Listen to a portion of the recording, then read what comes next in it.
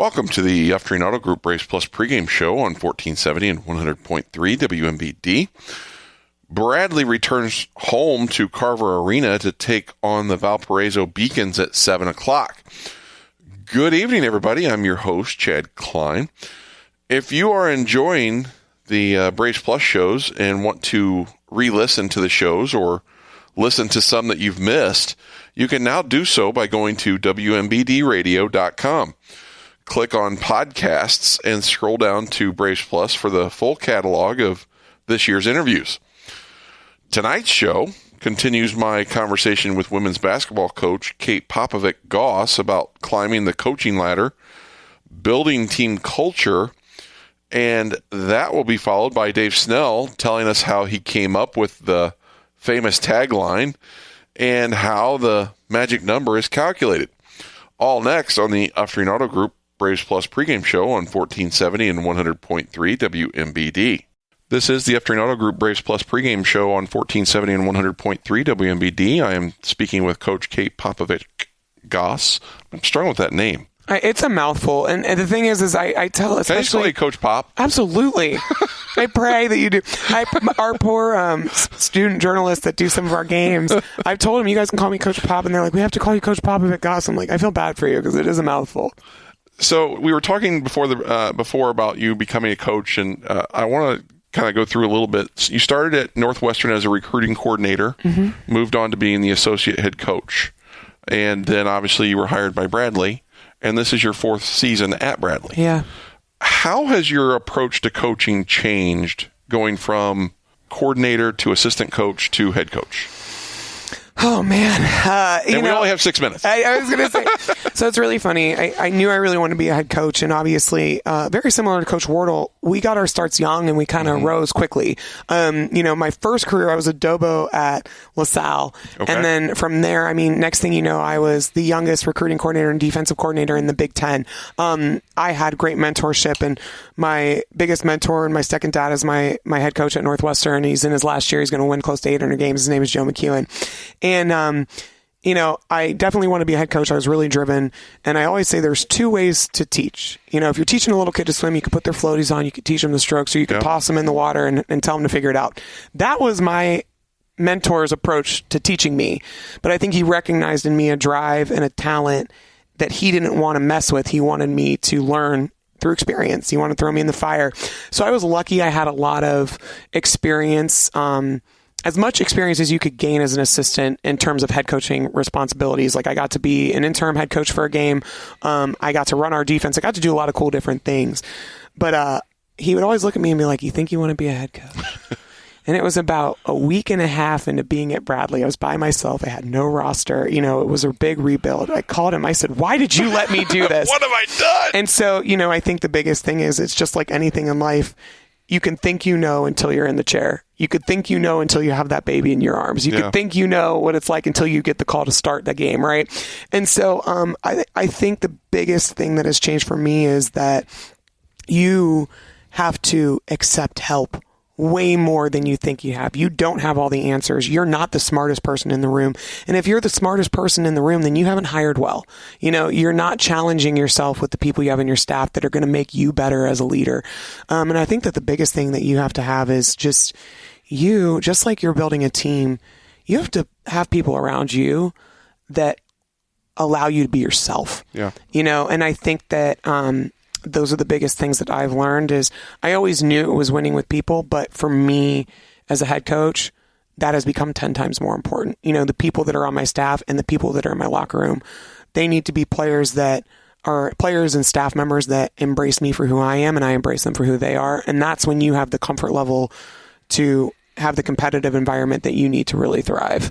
Coaches always talk about culture, chemistry, things like that. But let's talk about culture. Because that's usually kind of the building block of what a program is. What is the culture you are building at Bradley? I think it's a culture of truth-telling, and it's a culture of relationships. And I think there's a lot of really sexy buzzwords that go around family. You'll walk into a locker room and family's plastered on the wall. And I always joke with kids, I've never talked to a kid to get on the phone with a recruit. And they've said, every single one of them, I'm looking for a family feel. Yeah. Well, guess what? I always tell them, no coach is going to get on the phone and tell you that I'm a psychopath, this place sucks, and my kids hate each other. No one's going to say that. I think it's more of a walk. School is so wonderful. Yeah. And, I think for me, the biggest thing our kids haven't heard is the truth. Yeah. And I, in the recruiting process, start with the truth. I tell them exactly where I see them. I tell them exactly how many offers I have out on the same scholarship. I tell them, why we need them, what their strengths are, what their weaknesses are, because I'm trying to weed out the kids who can't handle what I'm going to bring when they're here. But I think in that, you have to build the relationships to be able to tell the truth. And I think that that's really the foundation of our culture. And I think the foundation of our culture is also just controlling the controllables. Yeah. And again, to me, truth telling is a controllable. It's a lot harder to lie and try and play mind games. I'm not built that way. But also, again, my mindset as a coach is I want to control what I can control. I want my kids to play with a level of freedom. And I also want to take pride in those things because ultimately that's the only thing that you can do. Basketball is a game of mistakes.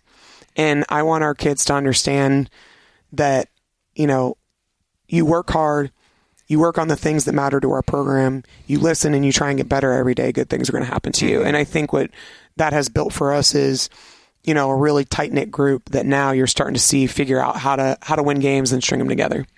It's interesting. You talk about truthfulness. Truthfulness is hard to find right now. Yeah.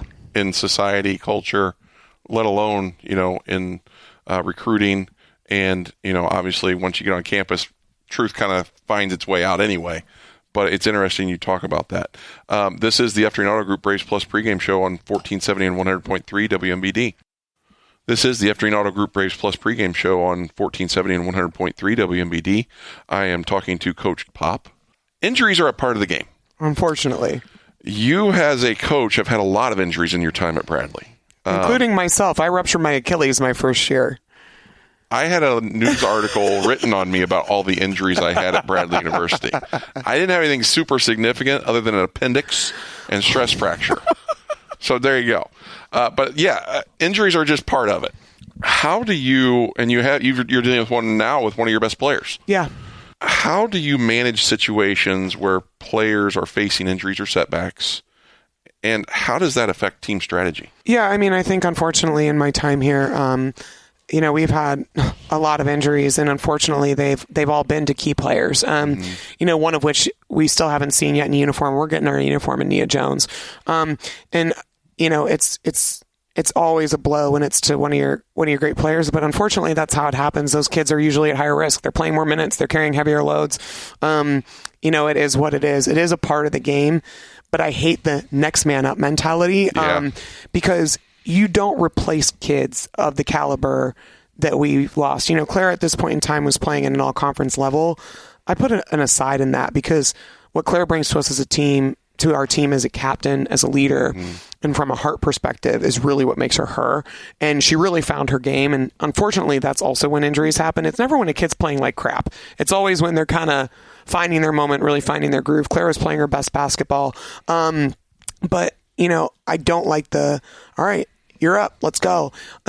It's really about every single person on the team has a responsibility to that athlete to replace their production and also play for them. And that's really how we've approached it. I walked in the locker room and Claire tore her ACL, I think 5 days after I gave birth, 6 days after I gave birth. And I told the team, I said, we don't replace her. You can't. And there's not one person in this room that's going to get her rebounds, that's going to score her points, that plays her game. And we don't have a single, but it's a collective group. Yeah. And I challenge some players that they're going to have to step up in their heart and their hustle and their leadership because Claire's a big leader for us and she's not going to be out there anymore. And, that's how we do it. But for me too, my mind immediately goes to the kid. And the challenge that comes with being injured and overcoming injury and what that looks like, because it is really hard. And, there's a lot that goes into it. But again, in a weird way, my injuries have helped that. But in the best way, what I have right now, and it's such a luxury as a coach, is I have a team who will never let those kids feel like they're not a part of it. And that's always the biggest concern I have as a coach is that those kids get isolated because unfortunately you're not in practice anymore. Physically, sometimes you're limited about where you could sit on the bench or, you can barely get around campus sometimes when you're on crutches, right? So it's really easy to not feel like you're a part of things. And I've got a team that will never let that happen. And that's been a lot of fun, but it does affect your strategy and we've got to figure things out. And, kids are going to have to step up and play more minutes. They're going to have to step into roles they're doing. Are we going to change our defense? What are we going to do? I think for us with this year, what hurt us is we've had to change our pace a little bit because one of our biggest advantages was for the first time we had a really deep bench and we still do. But we can't play as fast as we had hoped to play this year just because our rotations got affected a little bit. But I think that the biggest thing we have to do too is just we can't play as fast, but we can still control our defense and we can still control our intensity and we can still take care of the basketball. And those are the biggest things that we really want to kind of approach going into the year. So that was, how we adjusted and we're still adjusting. This is the Afternoon Auto Group Braves Plus pregame show on 1470 and 100.3 WMBD. This is the Afternoon Auto Group Braves Plus pregame show on 1470 and 100.3 WMBD. I'm talking to my radio broadcast partner, the voice of the Braves, Dave Snell.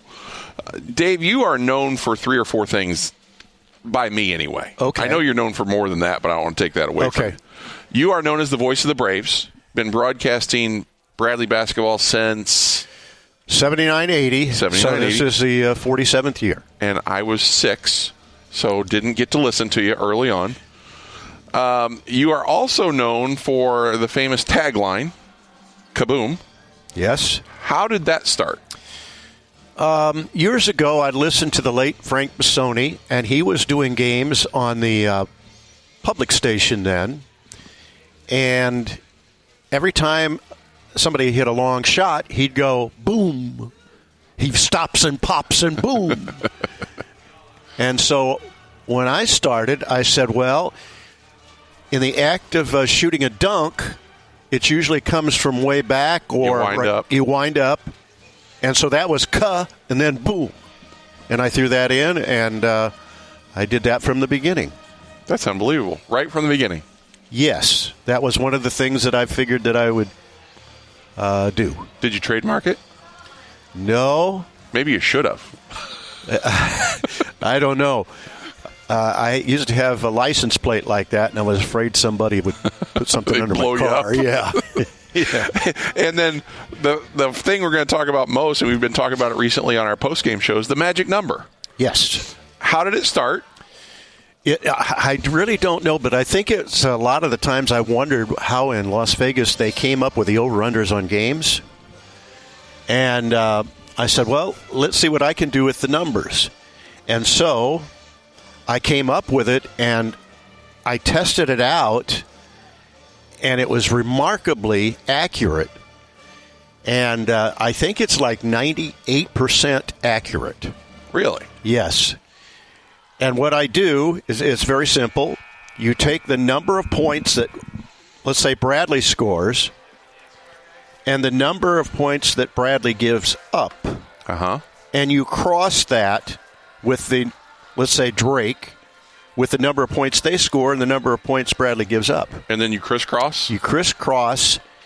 You add them together and divide by 2. Okay. Each number. Okay. You have 2 numbers. You divide them by 2. The numbers that you get, you add together and divide by 2 again. And that will give you the magic number. That brings you back to the magic number. Yes. One year in the NCAA tournament, in the first 16 games played, the magic number never failed. Sometimes they didn't get there. Really? But it did not fail. Not once? Not once. How many games are normally played in the NCAA tournament?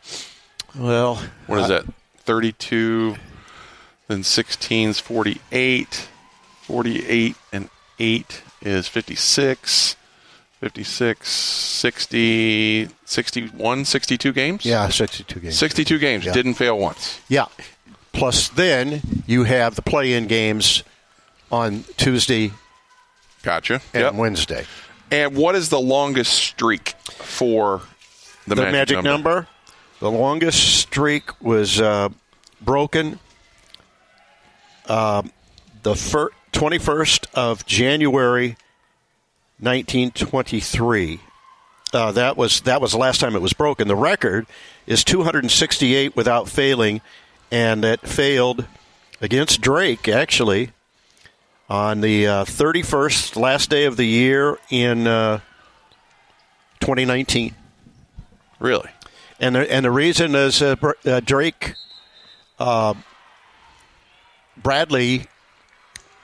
Drake covered the magic number, and Bradley ran the last 8 points of the game to win. To come from behind. And broke the number. Broke the number, yeah. And as I recall, I remember that game, and it's one of those, and it wasn't necessarily that particular game, but it almost gets to the point where you almost want it to fail so it can reset.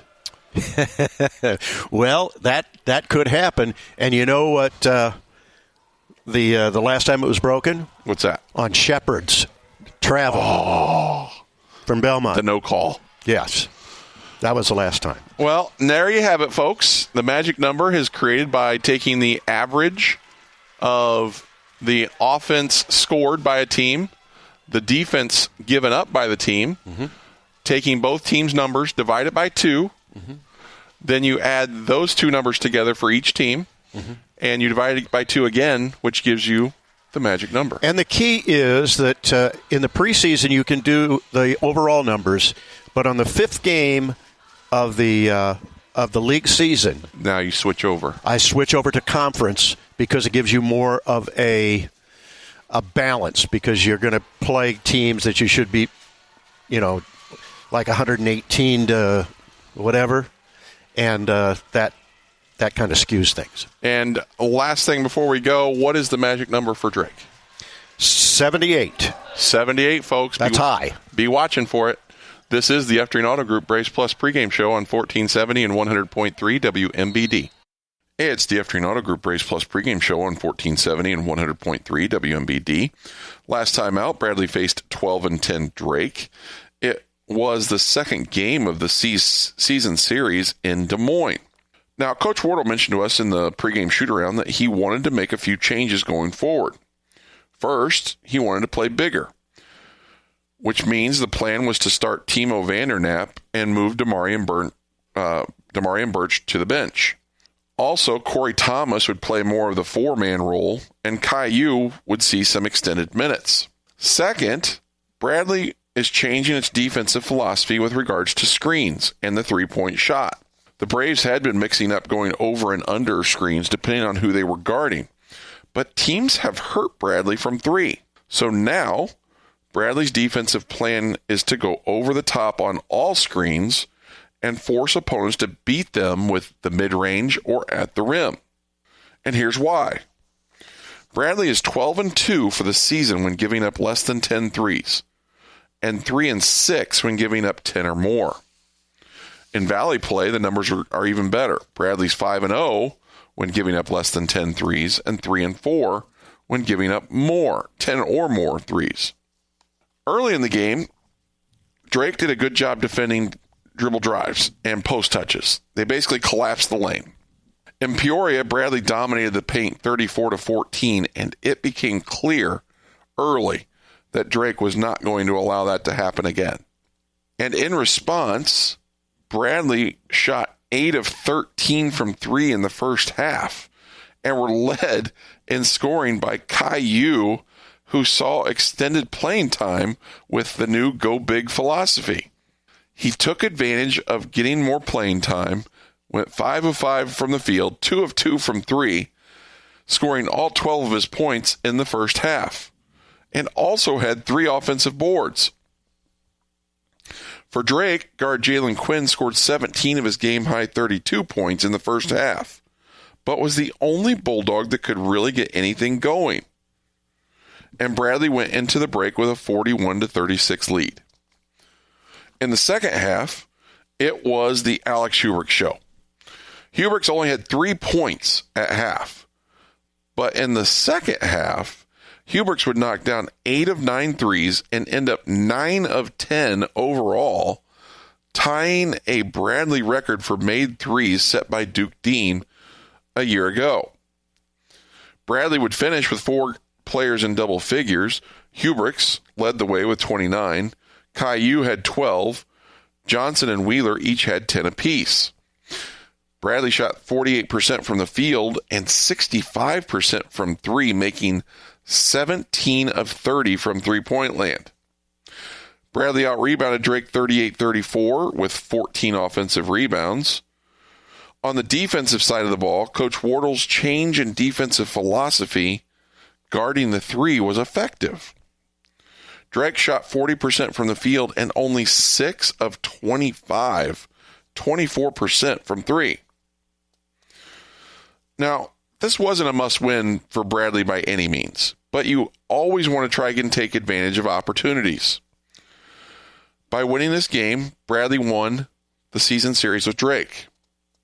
They also moved into a second-place tie with Murray State and UIC, while also putting 2 games between them and 6th place.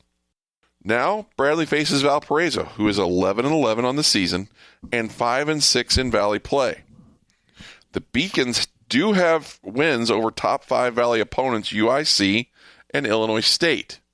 Valparaiso's only road win came last time out at Indiana State, 76-72 in overtime. And as I've said before, you've got to come ready to play every night in the Valley, or teams will jump up and bite you. To give Bradley the best chance to position themselves for the Valley tournament, they have got to protect the home floor for the rest of the season. Up next, Dave Snell gives the scouting report for Drake on Braves Insight, followed by pregame comments from Coach Brian Wardle on the Uftreen Auto Group Braves Plus pregame show on 1470 and 100.3 WMBD.